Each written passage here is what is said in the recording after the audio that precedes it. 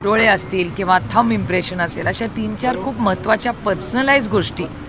म्हणजे तुम्ही पण एअरपोर्टला बघता की डिगी यात्राचं किती मोठं कौतुक भारत सरकार करत असतं अखंड, आणि तंत्रज्ञानाचा वापर, झिरो लिकेजेस. अशी परिस्थिती असताना एखादा माणूस खोटा पासपोर्ट घेऊन या देशातून फरार होऊ शकतो, हे धक्कादायक आहे आणि चिंताजनक आहे. आणि त्याच्यामुळे अर्थातच या इन्क्वायरी तर इथे होईलच, पण मी केंद्र सरकारलाही, MEAला, जयशंकरजी आणि माननीय अमित भाई शाह यांच्यापर्यंत हा विषय नक्कीच दिल्लीपर्यंत नेणार आहे. आणि दिल्लीमधून याचीही इन्क्वायरी झाली पाहिजे, कारण का ministry of external affairs he passport देते. त्याच्यामुळे हा केंद्र सरकारही ह्याच्यात त्यांनाही कळलं पाहिजे की महाराष्ट्रात अशी धक्कादायक घटना झाली आहे, आणि याची इन्क्वायरी होऊन कोणीही त्याच्या जर मागे असेल त्याला अर्थातच शिक्षा ही झालीच पाहिजे. हा नॅशनल सिक्युरिटीचा इश्यू आहे, हा फक्त एका व्यक्तीचा नाही, हा it is a national security failure. ताई, कबुतराचा विषय मुंबई महानगरपालिकेच्या विषयावर गाजत आहे. आज गिरगावमध्ये आम्ही गिरगावकर या संघटनेने होर्डिंग लावले. काल जैन मुनींनी वादग्रस्त वक्तव्य दिलं. दोन समुदायामध्ये तेढ वाढत चाललाय. गो बॅक टू मारवाड असं पोस्टर. एक तर मी ते पोस्टर पाहिलेलं नाही, त्याच्यामुळे पाहिल्याशिवाय मी काय बोलणार नाही. पण आत्ता इथे आल्यावर नागपूर शिवभोजन संचालक संघटना, ही संघटना मला आत्ताच भेटली आहे. या सगळ्या ज्या महिला आहेत त्यांचं म्हणणं आहे शिवभोजन थाळीचे पैसे गेले 8 महिने त्यांना आलेले नाही आहेत. आणि त्या महिला ज्या मला बोलल्या ते आणखीन धक्कादायक आणि अतिशय अस्वस्थ करणार होतं. त्या म्हणल्या त्यांच्या शिवभोजन थाळीच्या ज्या महिला आहेत ज्या चालवतात त्या आता आत्महत्या करू का असं व्हॉट्सॲप ग्रुपवर चर्चा करायला लागल्या आहेत. मला असं वाटतं हा प्रश्न अतिशय गंभीर आहे. हे आज पत्र मला आत्ताच मिळालेलं आहे नागपूरमध्ये. मी उद्या म्हणजे आज रात्री मुंबईला गेल्यावर तातडीने माननीय मुख्यमंत्र्यांना हे पत्र लिहिणार आहे उद्या ह्या सगळ्यांच्या वतीने. आणि मला असं वाटतं आर्थिक मदत एक तर शिवभोजन थाळी कुणासाठी आहे, या राज्यातल्या गरीब कष्ट करणाऱ्यांसाठी आहे. चालवणाऱ्या आमच्या सुसंस्कृत कर्तृत्ववान महिलांना ही संधी होती, आणि अशा वेळीस जर त्यांना 8-8 महिने पैसे मिळणार असतील तर लोकांनी जगायचं कसं. त्यामुळे हा अतिशय गंभीर प्रश्न आहे. आणि शिवभोजन थाळी ही महाविकास आघाडीच्या काळात उद्धवजींच्या नेतृत्वाखाली हा सर्वसामान्य मायबाप जनतेसाठी केलेला अतिशय उत्तम उपक्रम आहे. आणि ह्याला जर पैसे मिळत नसतील 8-8 महिने तर हे अतिशय चिंताजनक आहे. पुण्यामध्ये गुन्ह्याच्या घटना सातत्याने वाढत आहे. काल रात्रीच एका प्रियसीची ब्रेक राणी हत्या केली. ज्या चाकूने तिच्या वाढदिवसाचा केक कापला त्याच चाकूने तिची हत्या केली. तुमच्या प्रश्नातच माझं उत्तर आहे.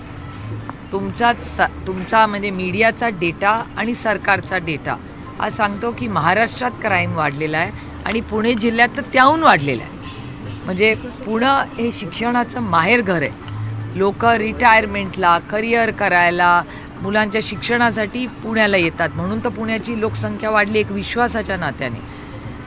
आणि आज पुण्यामध्ये राज्यात सगळ्यात जास्त क्राईम हा पुण्यात वाढतोय. मग कोयता गँग असेल, खून प्रकरणं असतील, चेन स्नॅचिंग असेल, किती तुम्हाला गुन्हे दाखवू. आणि हे दुर्दैव आहे की सातत्याने पुण्यामध्ये या गोष्टी होत आहेत. कारण काय वाटतं तुम्हाला गुन्हेगारीचं प्रमाण पुण्यामध्ये? याचं उत्तर मला असं वाटतं आपल्याला महाराष्ट्राच्या गृहमंत्र्यांना विचारावं लागेल.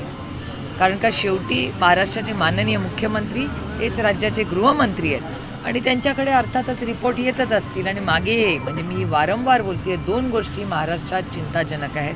महाराष्ट्राची इकॉनॉमी, म्हणजे आर्थिक परिस्थिती महाराष्ट्राची, साधारण जो काही डेटा केंद्र आणि महाराष्ट्र सरकार सांगतोय त्याच्यामध्ये महाराष्ट्राची आर्थिक परिस्थिती अतिशय अडचणीत आहे.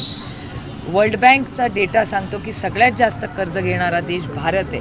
भारताच्या नंतर तुम्ही बघत असाल महाराष्ट्राची परिस्थिती, म्हणजे एक महाराष्ट्र देशाची एक परिस्थिती, मग राज्याची एक परिस्थिती. आणि राज्याच्या परिस्थितीत वारंवार सरकारमधले मंत्री आहेत, जे कॅबिनेट मंत्री आहेत, ते सातत्याने म्हणत असतात की आमचा निधी कट केला जातो, आम्हाला सांगितलं जातं राज्याकडे निधी नाही आहे. तर मग ही अर्थातच परिस्थिती चिंताजनक आहे. हा पहिला मुद्दा. दुसरा मुद्दा की माननीय अटल बिहारी वाजपेयी साहेबांनी फिस्कल मॅनेजमेंट ॲक्ट केला होता, FRBM ॲक्ट म्हणतात. याचा अर्थ तो नियम असा होता अटलजींनी केलेला की जेव्हा पैसे येतात आणि खर्च होतात त्याच्यामध्ये जे गॅप राहते त्याला सोप्या शब्दात फिस्कल मॅनेजमेंट म्हणतात. तर त्या फिस्कल मॅनेजमेंटमध्ये ती 3-4% पुढे जाता कामा नये, नाहीतर दिवाळखोरीकडे आपण जाऊ की येणारे पैसे आणि खर्च होणारे पैसे जर जास्त झाले तर राज्य चालणार कसं. आणि हा FRBM ॲक्ट माननीय अटलजींनी आणला, तो पुढे ताकदीने मनमोहन सिंग साहेबांच्या सरकारनेही पुढे नेला. आता अशा परिस्थिती महाराष्ट्र सरकारमध्ये फिस्कल मॅनेजमेंट पूर्णपणे कोलॅप्स झालेलं आहे. हे मी म्हणत नाही आहे, महाराष्ट्र सरकारचा डेटा आणि केंद्र सरकारचा डेटा सांगतो. म्हणजे एकीकडे मंत्रीच म्हणत आहेत की आम्हाला निधी दिला जात नाही. तुमच्या चॅनलवर सातत्याने रिपोर्टिंग केलं जातं की निधी फिरवला आहे डिपार्टमेंट्सचा. फिस्कल मॅनेजमेंट ॲक्ट केंद्र सरकार आणि महाराष्ट्र सरकारचा डेटा सांगतोय की महाराष्ट्राची आर्थिक परिस्थिती अडचणीत आहे. आणि मॉनिटायझिंग सातत्याने सरकारच्या जमिनी असतील, कंपन्या असतील, ह्या विकण्याचा घाट हा होताना महाराष्ट्र सरकारकडून दिसतोय. आपण आपल्या घरातली चांदी किंवा सोनं कधी विकतो? जेव्हा आपण आर्थिक अडचणीत असतो. जर सरकार अशा गोष्टी विकायला लागलं याचा अर्थच होतो ना तो. त्यामुळे महाराष्ट्राची आर्थिक परिस्थिती, सामाजिक परिस्थिती आणि वाढणारी गुन्हेगारी असंच राहिलं तर महाराष्ट्राची जी एक वेगळी ओळख देशामध्ये आहे त्याला कुठेतरी तडा बसण्याची शक्यता आहे. त्याच्यामुळे माझी हात जोडून विनम्र विनंती आहे महाराष्ट्राच्या माननीय मुख्यमंत्र्यांना की कधीतरी राजकारण बाजूला ठेवूया आणि महाराष्ट्राच्या हितासाठी, मग तो सामाजिक असेल किंवा आर्थिक असेल, याच्यासाठी एक ऑल पार्टी मीटिंग बोलवा, चर्चा करा.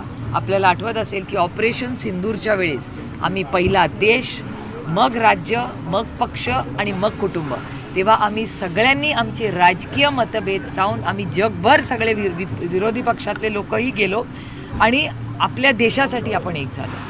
आता वेळ आहे महाराष्ट्रासाठी एक येण्याची, महाराष्ट्राच्या आर्थिक परिस्थितीसाठी आणि महाराष्ट्राच्या सामाजिक परिस्थिती. ताई, या संदर्भामध्ये प्रश्न आहे. आर्थिक परिस्थितीचा आपण उल्लेख केला, शिवभोजन थाळीचा उल्लेख केला.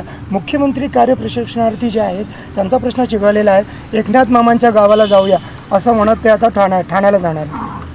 बघा, आता कोणी कुठे जायचं, एका सशक्त लोकशाहीमध्ये त्याचा अधिकार आहे. मी हा फार सातत्याने, म्हणजे मी माननीय मुख्यमंत्र्यांना गेले अनेक महिने विनंती करते की काही विषयांमध्ये कधीतरी राजकारण बाजूला ठेवून राज्याचं हित हे केंद्रबिंदू ठेवून काम करण्याची गरज आहे. कारण का एकदा असंच जर राज्य मागे पडत राहिलं, बाकीची राज्य वेगाने पुढे चालेल. कारण का ह्या महिन्यात तुम्ही केंद्र सरकारचा डेटा पाहिला असेल तर ग्रोथच्या नंबर्स जे येत आहेत ते कमी झालेले आहेत. आज सकाळी मी नागपूरच्याच वर्तमानपत्रात वाचलेलं आहे आज सकाळी की सगळीकडे सॉफ्टवेअरमध्ये, म्हणजे इन्फोसिस असेल आणि मोठ्या कंपनीजमध्ये आणखीन हजारो नोकऱ्या कमी होण्याची शक्यता आहे. आणि ते खूप म्हणजे शांततेच्या पद्धतीने चाललेलं आहे, अशी आजच्या सकाळचीच वर्तमानपत्रातली बातमी. आणि आधी आले, कारण का हिंजवडी राजीव गांधी इन्फोटेक पार्क ज्या ठिकाणी मी लोकप्रतिनिधी म्हणून काम करते त्या बारामती लोकसभा मतदारसंघात आहे. त्यामुळे तिथूनही आम्हाला ग्राउंड रिपोर्ट येत असतो आणि हा खूप गांभीर्याने घेण्यासाठी, अरे राजनीती चलते रहेगी, इलेक्शन्स येतील जातील, जिंकू हरू या सगळ्या गोष्टी होतील, पण राजकीय आणि सामाजिक या अडचणी जर वाढत गेल्या तर त्या राज्याच्या हिताच्या नाहीत. स्थानिक स्वराज्य संस्थांसाठी भाजपनं नीती ठरवली आहे. महाविकास आघाडीतील स्थानिक लेवलचे जे मोठे नेते असतात त्यांच्यासाठी भाजपचे दार उघडे केले. आता भारतीय जनता पक्षामध्ये ओरिजिनल राहिलेत किती? आता भारतीय जनता पक्षात जर तुम्ही कधी असेंब्लीमध्ये गेला ना तर जरूर एक नजर टाका. तुम्ही त्या व्हिजिटर्स गॅलरीमध्ये बसला आणि असं सगळं भारतीय जनता पक्ष बघितलं की म्हणलं अरे हा तर आपल्याचकडे होता, अरे हा तर काँग्रेसमध्ये होता. तर भारतीय जनता पक्षाचं काँग्रेसीकरण झालेलं आहे. आणि मला अनेक वेळा प्रश्न पडतो की ज्या लोकांनी विरोधी पक्षात भारतीय जनता पक्षाने असताना ज्यांनी सतरंज्या उचलल्या, लाठ्या काढल्या, आंदोलनं केली, ज्यांनी तो विचार.